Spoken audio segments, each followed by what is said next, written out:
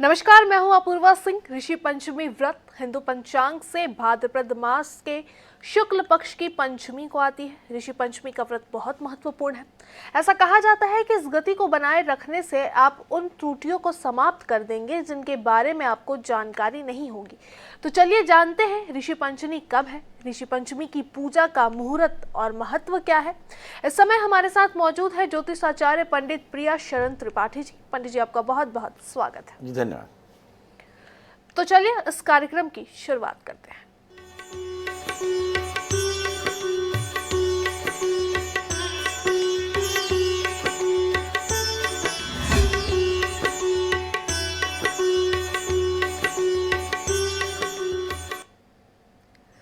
तो पंडित जी, कार्यक्रम की शुरुआत में सबसे पहले आपसे जान लेते हैं कि आखिर ऋषि पंचमी क्या है और क्यों ऋषि पंचमी का व्रत किया जाता है।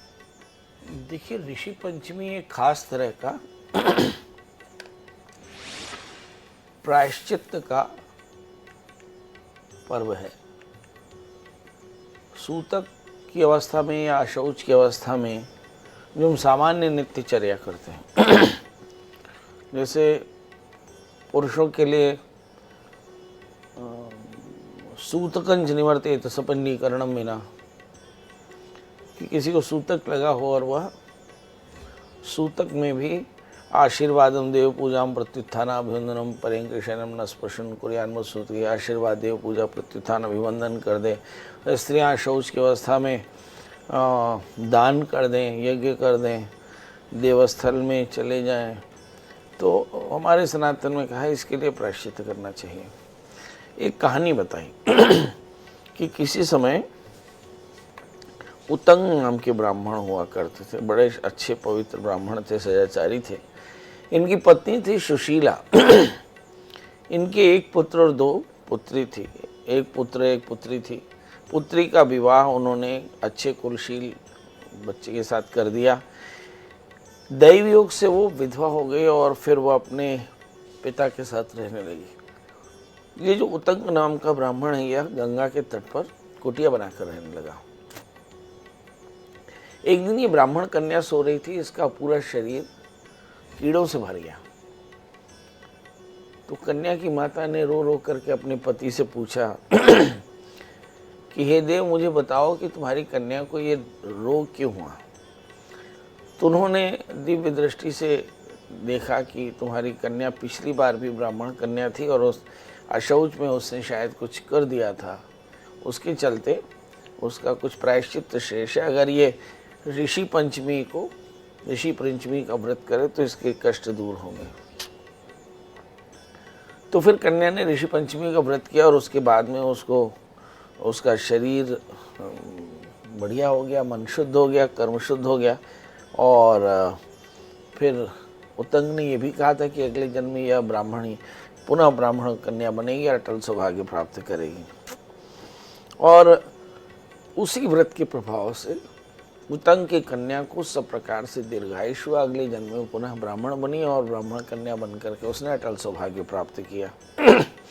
तब से ये ऋषि पंचमी की पूजा की जाती है। अब एक प्रश्न उठता है कि ऋषि पंचमी की पूजा करनी कैसी चाहिए। तो हमारे यहाँ पे एक चक्र बना करके और सुंदर सप्तर्षियों की पूजा की जाती है, सनक सनंदन सनातन इत्यादि। अब इसका मुहूर्त हम देखें तो मुहूर्त जो है 11:03 से दोपहर 1:34 तक मुहूर्त अच्छा है, जिसमें हम ऋषि पंचमी का पूजन कर सकते हैं। पूजन के लिए सबसे पहले स्नान करके मंडल बना लें, चौक पूर लें, उसमें 7 ऋषियों की स्थापना करें, शुद्ध जल से पंचामृत से ऋषियों का स्नान कराएं, फिर षोडशोपचार से पूजन करके आरती पुष्पांजलि करें और फिर कथा का श्रवण करना चाहिए।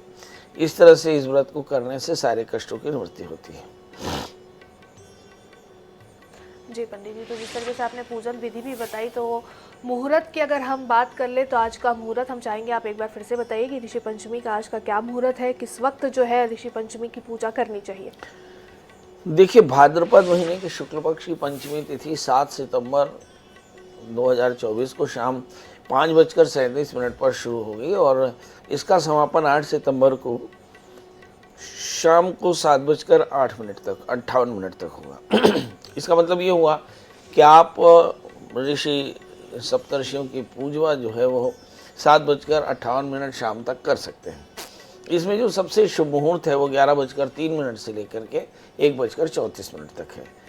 पर इसके अलावा भी अगर आप ये समय चूक जाए तो 7:58 तक आप कभी भी पूजा कर सकती हैं। आप पूरे दिन भर कभी भी पूजा कर सकते हैं, क्योंकि जब कभी भी उदया तिथि पंचमी होगी तो पूरे दिन भर पंचमी संकल्प में की जाती है। इसलिए मुहूर्त के लिए जो उत्तम मुहूर्त मैंने बताया दिन को 11:03 से 1:34 तक, ये तो ठीक है, पर इसके अलावा भी आप चाहें तो आगे शुभ चौघड़िया देख करके कर सकते हैं। जी बिल्कुल, तो ये है ऋषि पंचमी का आज का मुहूर्त। आपसे ये भी जानेंगे क्योंकि हर व्रत के लिए, हर पूजा के लिए एक मंत्र होता है जिसका हम जाप करते हैं, तो ऋषि पंचमी के लिए वो मंत्र कौन सा है? देखिए, ऋषि पंचमी में सप्तर्षियों की पूजा होती है और सप्तर्षियों की पूजा के लिए बड़ा सीधा सीधा मंत्र है कि सनक, सनंदन, सनातन इत्यादि सप्तर्षियों का आवाहन करके और धूप दीप नैवेद्य से सप्तर्षियों की पूजा करके और हम विधिवत अपने व्रत का पालन कर सकते हैं, व्रत का पालन कर सकते हैं। बिल्कुल पंडित जी, अब आपसे ये भी जान लेते हैं कि ऋषि पंचमी के दिन क्या चीज़ें करनी चाहिए और क्या चीज़ें नहीं करनी चाहिए? देखिए, कश्यप, अत्रि, भारद्वाज, विश्वामित्र, गौतम, जमदग्नि और वशिष्ठ, ये 7 विशेष ऋषि हैं। ये अपने वक्त के बहुत अच्छे ऋषि हैं। मैंने कहा वर्तनं करोति यः, जो बर्ताव में धारण किया जाए उसका नाम व्रत है। और सप्तर्षियों के नाम पे ऋषि पंचमी में आप व्रत करते हो तो ऋषियों की तरह एक भोजी भूमिशाई भूत्वा ब्रह्म परः शुचि, एक बार भोजन करें, भूमि में शयन करें और ब्रह्मचर्य का पालन करें, एकाहार एकासना करें, सभी प्रकार के तामसी आहार और तामसी वृत्तियों से दूर रहें, राग द्वेष से दूर रहें, सप्तर्षियों का ध्यान करते हुए और सप्तर्षियों का नाम लेते हुए और बड़े प्रेम से व्रत का पालन करें। भगवान कृष्ण की पूजा करें, भगवान विष्णु की पूजा करें, भगवान के दशावतारों का स्मरण करें। ऐसा करने से सारे कष्टों की निवृत्ति होती है। बिल्कुल पंडित जी, अगर व्रत के पारण की अगर हम बात करें तो व्रत का पारण जो है वो किस प्रकार से करना चाहिए ऋषि पंचमी व्रत का? ये बात आपने बड़ी अच्छी कही। हम अपने दर्शकों को बताएं कि सभी प्रकार के व्रत, जो लोग नवरात्रि का व्रत करते हैं, जो लोग कृष्ण जन्माष्टमी का व्रत करते हैं, जो महालक्ष्मी का व्रत करते हैं, जो दीपावली का व्रत करते हैं, जो नरक चतुर्दशी का व्रत करते हैं, आप कैसा भी व्रत करें तो नियम याद रखें। नवरात्रि में नवरात्रि का पूरा व्रत करने के बाद 10वें दिन पारण करना चाहिए।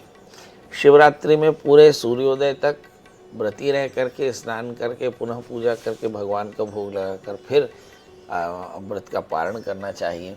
कृष्ण जन्माष्टमी में भी अगले दिन भगवान विष्णु का पूजन करके, कृष्ण का पूजन करके और फिर भोजन करना चाहिए।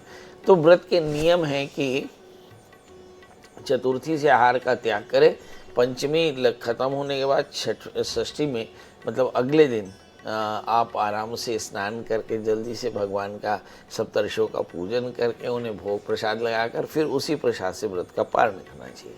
अब आहार क्या होना चाहिए वो मैंने पहले ही बता दिया कि अक्षार लवणी से नमक तेल का त्याग करें तो वही आहार भगवान का भोग लगना चाहिए।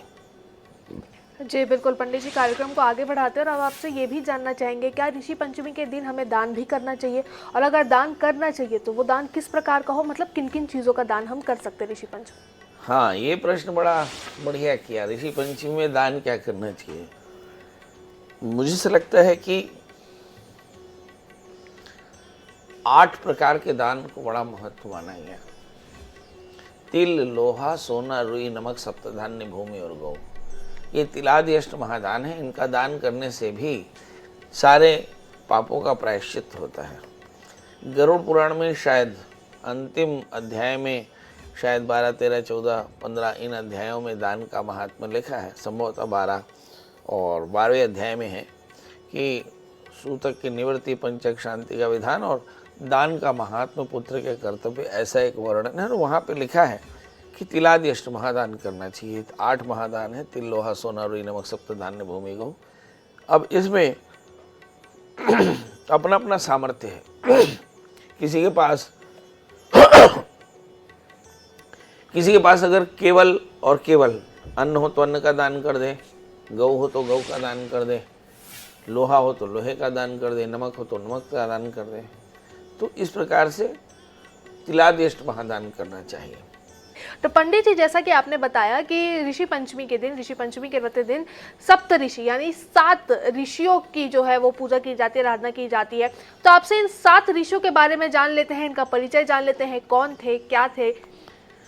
देखिए, हमारे यहाँ पे 7 ऋषियों में पहले थे कश्यप, फिर दूसरे थे अत्रि, तीसरे थे वशिष्ठ, चौथे थे गौतम, 5वें थे जमदग्नि, 6वें थे भरद्वाज। तो ऐसे 7 ऋषियों से सप्तऋषि बने। कश्यप, अत्रि, वशिष्ठ, विश्वामित्र, गौतम, जमदग्नि, भारद्वाज। इन सप्तऋषियों का जन्म कैसे हुआ? तो शास्त्र में पद्म पुराण, विष्णु पुराण और मत्स्य पुराण समेत कई धर्म ग्रंथों में इन सप्तऋषियों का उल्लेख मिलता है। सनातन की मान्यता ये है कि इन 7 ऋषियों की उत्पत्ति जो है ब्रह्मा के मस्तिष्क से हुई और फिर आगे चल कर के शिव जी से इन्होंने दीक्षा ली। इन सप्तर्षियों की खासियत ये है कि इन्होंने शिव जी से दीक्षा ली। इनके गुरु शिव हैं, इसलिए सप्तर्षियों की विशेष पूजा होती है। और माना जाता है कि इन सप्तर्षियों का काम है कि वे संसार में एक संतुलन बना के चलें, और इसी संतुलन की कामना के कारण ही सप्तऋषियों की विशेष पूजा होती है। आकाश में भी सप्तऋषियों को आप देख पाते हैं। आकाश में भी आपने देखा होगा सप्तऋषियों का एक स्थान बना हुआ है। तो इस तरह से हमारे यहाँ सप्तऋषियों का बड़ा महत्व है, और इन सप्तऋषियों की पूजा हमारे शास्त्र में बड़ी महत्वपूर्ण होती है। एक और भी बात है कि ये जो सप्तऋषि हैं, अगर पूरे ग्रंथों को देखें तो आप देखेंगे कि इन्हीं सप्तऋषियों के कारण ही शास्त्रों की रचना हुई है।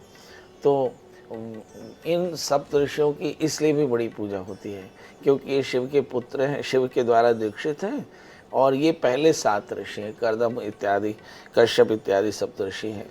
तो ये महत्वपूर्ण ऋषि हैं जिनसे हमारे सनातन बड़े प्रभावित, सनातन का जो पूरा साहित्य है बड़ा प्रभावित हुआ। जी बिल्कुल, सप्त ऋषियों के बारे में आपने जिस प्रकार से बताया, तो इनके अलावा अगर हम बात करें तो सप्त ऋषियों से एक इंसान क्या कुछ सीख सकता है?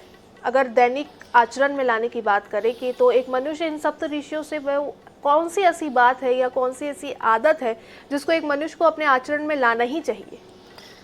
देखिए, ऋषि शब्द का अर्थ ही होता है कि ऋषि धर्म का जो पालन करता हो, ऋग धर्म का जो पालन करता हो वो ऋषि है।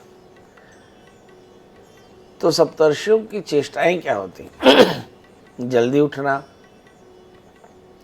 नित्य चर्या करना, स्वाध्याय करना, यज्ञ करना, जीव दया करना, निरंतर स्वाध्याय करते रहना, ये सप्तर्षियों का काम है। तो इन सप्तर्षियों से यही सीखा जा सकता है। बिल्कुल सही प्रश्न किया आपने कि हमारे यहाँ व्रत क्यों किए जाते हैं। इसलिए कि आप उस व्रत से संबंधित जो इतिहास है उसका महात्म्य सुने और अपने को उसी की तरह डालें। वर्तनं करोति यः, जो बर्ताव में किया जाए उसका नाम व्रत है। तो सप्तर्षियों की तरह बर्ताव करें, सप्तर्षियों का ध्यान करें, सप्तर्षियों की कृपा का ध्यान करें, और सप्तर्षियों की पूजा करके उन सप्तर्षियों से अपने अंदर में ऋषिवत आचरण का आशीष लें कि आपके अंतःकरण में सभी प्रकार से ऋषियों के जैसा आचरण हो, ऐसा सप्तर्षि आशीर्वाद दें। इससे ही आपके जीवन का साफल्य होता है। बिल्कुल। और पंडित जी, अगर महिलाओं की अगर हम बात कर ले तो महिलाओं के लिए कितना महत्वपूर्ण होता है ऋषि पंचमी का व्रत? मुझे ऐसा लगता है कि हालांकि ये बहुत ज़्यादा फिर से पैट्रियोटिज्म होगा, फेमिनिज्म के खिलाफ होगा, पर सनातन में स्त्रियों को तप करने की सलाह दी गई है। पुरुष भी तप करते हैं, स्त्रियां भी तप करते हैं, पर स्त्रियां पुरुषों की तुलना में ज़्यादा तप करती हैं। तो भी आपने देखा तीजा, चतुर्थी, हरतालिका की षष्ठी, फिर कृष्ण की जन्माष्टमी, फिर अभी आपने देखा ये चतुर्थी, फिर अभी आप देख रहे हैं पंचमी। ये सब स्त्रियों के द्वारा किए गए तप अनुसंधान हैं। स्त्रियां अपने जीवन में 3 तरह के तप करती हैं। पहला आत्मशुद्धि के लिए, दूसरा पापों की निवृत्ति के लिए, और तीसरा लौकिक जीवन में सब प्रकार की समृद्धि के लिए।